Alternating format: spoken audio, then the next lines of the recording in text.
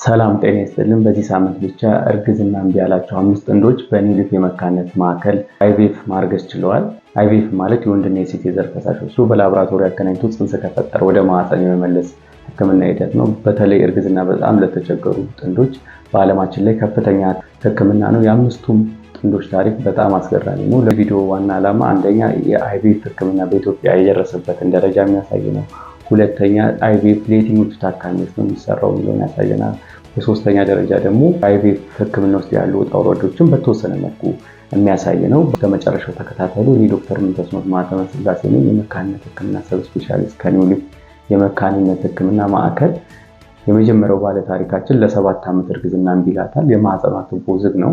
ይህም ማለት የወንድና የሴት የዘር ፍሬ አይገናኝም ማለት ነው። ከዚህ በፊት አይቪኤፍ በሌላ ሆስፒታል አሰርታ ነበረ፣ አልተሳካላትም። ለሁለተኛ ጊዜ ልትሞክር ነው ወደኛ የመጣችው። ለሁለተኛ ጊዜ ስንሞክር ከ20 በላይ እንቁላሎችን ማግኘት ችለን ነበረ። ከነዛ ውስጥ 18ቱ ጽንስ ፈጥረው ነበረ። 18ቱን ጽንሶች አቀዝቅዘን አስቀመጥን። ከዚህ በፊት አይቪኤፍ ስላልተሳካላት የማህፀን ግድግዳዋ ላይ ችግር እንዳለ ለማወቅ የማህፀን ካሜራ ሰራንላት። የማህፀን ካሜራ ማለት የማህፀኗን የውስጥ ግድግዳ ለማየት ሞከርን። የሚታይ የጎላ ችግር አልነበረም። ነገር ግን ናሙና ከማህፀን ግድግዳዋ ላይ ወሰድን። የናሙና ውጤት የሚያሳየው የማህፀን ግድግዳ ቲቢ እንዳለ ነበረ። ለዚህም የቲቢ መድኃኒት ለ6 ወር ትወስዳለች። 6 ወር መድኃኒት ወስዳ ከጨረሰች በኋላ አቀዝቅዘን ካስቀመጥናቸው ጽንሶች ውስጥ 3ቱን መለስንላት። ማርገዝ ችላ ነበረ። መንታ ነበር ያረገዘችው። ነገር ግን እርግዝናው ከ2 ወር በላይ ሊቀጥል አልቻለም። ወቅቱ በጣም አዝነን ነበረ። ነገር ግን የቀረ ቀዝቅዞ ያስቀመጥነው 15 ጽንስ ስለነበራት ከነዛ ውስጥ 2ቱን ጽንሶች በድጋሚ መለስንላት። በዚህ ሳምንት ማርገዟን አረጋግጠናል። አምላክ ከፈቀደ ጊዜ እነዚህም እርግዝናዎች ይቀጥላሉ ብለን እናስባለን። ሁለተኛ ባለ ታሪካችን ያላት በሽታ ፒሲኦኤስ የሚባል ነው። ፖሊሲስቲክ ኦቫሪያን ሲንድሮም ይባላል። ያም ማለት ብዙ እንቁላል መጠን አላት። ነገር ግን የሆርሞን መዛባቶች አሉ። በዚህ ምክንያት የወር አበባዋ በ2 ወር በ3 ወር እየተዛባ ነበር የሚመጣው። ከ5 ዓመት በፊት በተፈጥሯዊ መንገድ አርግዛ ወልዳለች። ላለፉት 5 ዓመታት ግን ምንም አይነት እርግዝና ሊከሰት አልቻለም። በመጀመሪያ የተደረገላት ሕክምና አይኦአይ ኢንትራዩትራይን ኢንሲሚኔሽን የሚባለው ነው። ይህም የወንድ የዘር ፈሳሽ በላቦራቶሪ ፕሮሰስ አድርጎ የተጣሩትን በቀጭን ቱቦ ወደ ማህፀን የመመለስ ሂደት ነው። በዚህ ሕክምና አልተሳካላትም ነበረ። ስለዚህ ለአይቪኤፍ እንዲሰራላት ጥያቄ ያቀረበች። አይቪኤፍ በሚሰራበት ጊዜ ከ74 በላይ እንቁላሎች ተገኙ። በነገራችን ላይ ከዚህ በፊት በኒውሊፍ የመካንነት ሕክምና ማዕከል ከ80 በላይ እንቁላል የተገኘበት ሁኔታ አለ። ይሄ ሁለተኛው ነው ማለት ነው።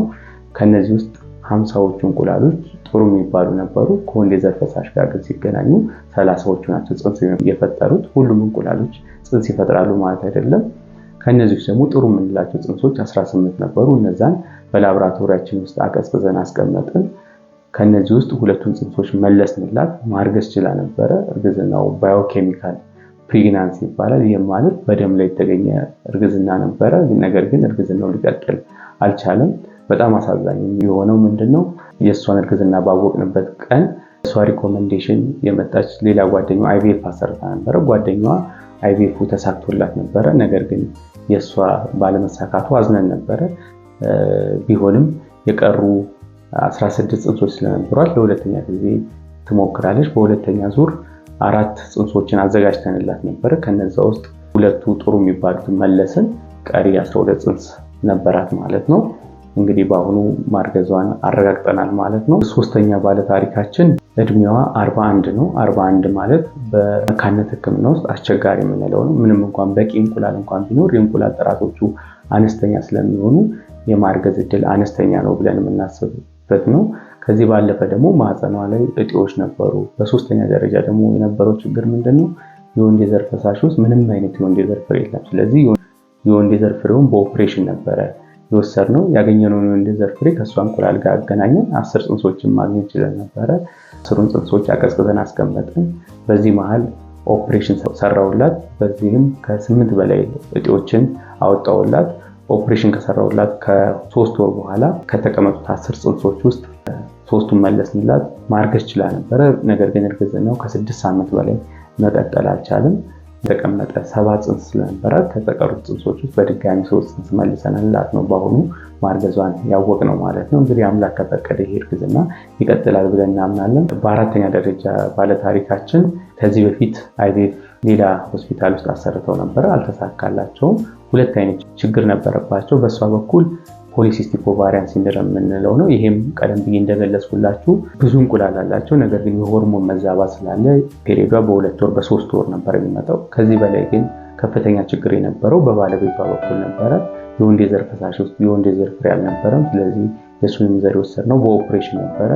ያንን ከእሷ ከተገኙ ከ20 በላይ ከሚሆኑ እንቁላሎች ጋር አገናኘናቸው። ከነዛ ውስጥ 13 ጽንሶችን ማግኘት ቻለን። 3ቱን ጽንሶች መልሰን 10 ቀሪ ጽንስ በላቦራቶሪያችን ውስጥ አቀዝቅዘን አስቀመጥንላት። በመጀመሪያ ሙከራ እርግዝና ተሳክቶላታል። 5ኛ ባለ ታሪካችን ትንሽ አስቸጋሪ የሚባል ጊዜ ያሳለፈች ታካሚያችን ነች። እድሜዋ ከ37 ዓመት በላይ ነው። ባለቤቷ በውጭ ሀገር ነው የሚኖረው። ለተወሰኑ ወራቶች እርግዝና በተፈጥሯዊ መልኩ ሞክረው ነበር፣ አልተሳካም። በመጨረሻ ወደኛ ሲመጡ በሱ የዘር ፈሳሽ ላይ ከፍተኛ የዘር ፈሳሽ ቁጥር መቀነስ ነበረ። ውጭም ስለሚኖር የሱን የዘር ፍሬ በላቦራቶሪያችን ውስጥ ደጋግሞ በመስጠት አቀዝቅዘን አስቀመጥን። እሱ ወደ ሀገሩ ይመለሳል። እሷ ክትትል አድርገንላት እንቁላሎቿን ከለቀምን በኋላ ቀዝቅዘን ካስቀመጥን የወንድ የዘር ፍሬ ጋር አገናኘ ነው። ጽንሶች መፈጠር ችለው ነበረ፣ ነገር ግን ጥራታቸው ቀነስ ያለ ነበረ። ለሁለት ጊዜ መልሰን 2 ጊዜም አልተሳካላትም ነበረ። በድጋሚ እንቁላል የመልቀም ሕክምና አረግን። ከዚህ ፊት የተቀመጠ የሱ የዘር ፍሬ ስለነበረ ከሱ ጋር አገናኘን። በሁለተኛው ዙር ግን ያገኘናቸው ጽንሶች ጥሩ የሚባሉ ነበሩ። በመጀመሪያው ባረግንላት የጽንስ የመመለስ ሕክምና ማርገዝ ችላ ነበር። እስከ 8ኛው ሳምንት የልጁ የልብ ምት ይታይ ነበረ፣ ነገር ግን መቀጠል አልቻለም ነበረ። ቢሆንም ቀሩ ጽንሶች ስለነበሩት ለሁለተኛ ጊዜ ጽንሶቹን መለስንላት። በአሁኑ ማርገዝ ችላለች። እንግዲህ አምላክ ከፈቀደ እርግዝናው ይቀጥላል ብለን እናስባለን። እንግዲህ ከዛሬ ባለ ታሪኮቻችን እንደተረዳችሁት አይቪኤፍ የሚሰራላቸው ታካሚዎች ረጅም ጊዜ እርግዝና እምቢ ካላቸው፣ የማህፀን ቱቦ ዝግ ከሆነ፣ የማህፀን ግድግዳ ላይ ቲቢ ላላቸው፣ ፖሊሲስቲክ ኦቫሪያን ሲንድረም ለተባለ ፒሲኦኤስ የምንለው በሽታ ላላቸው፣ እንቁላላቸው ብዙ ሆኖ የሆርሞን መዛባት እና የፔሪድ መዛባት ላላቸው ጥንዶች ሊሰራ ይችላል።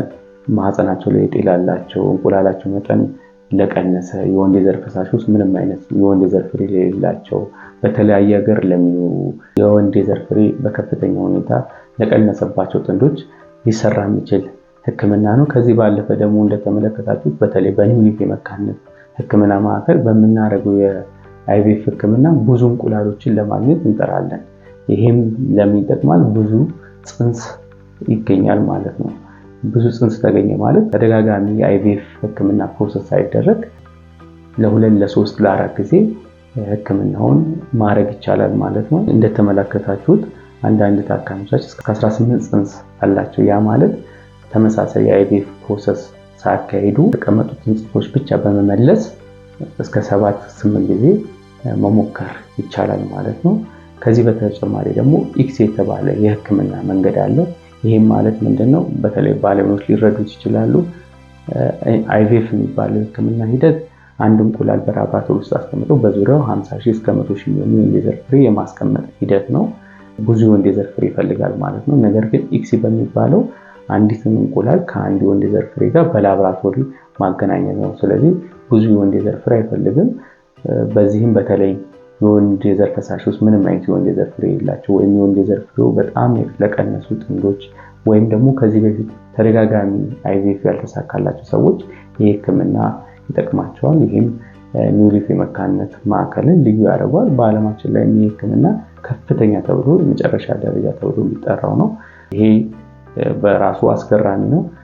ከዚህ ባለፈ ደግሞ ሰዎች በአይቪኤፍ ሕክምና ውስጥ ተስፋ መቁረጥ እንደሌለባቸው ነው። አንድ ጊዜ አልተሳካለን ብለው ማቆም የለባቸውም። 2ም 3ም ከዛም በላይ ከሐኪማቸው ጋር እየተነጋገሩ መሞከር ይችላሉ ማለት ነው። እንግዲህ ለዛሬ የነበረን ቪዲዮ ይህን ይመስላል። በሌላ አስተማሪና ግንዛቤን በሚጨምር ቪዲዮ እስክንገናኝ ሰላም ቆዩ። አስተያየት ካላችሁ በኮሜንት ቦክስ ላይ አስቀምጡ። ለነበረን ቆይታ ከልብ አመሰግናለሁ።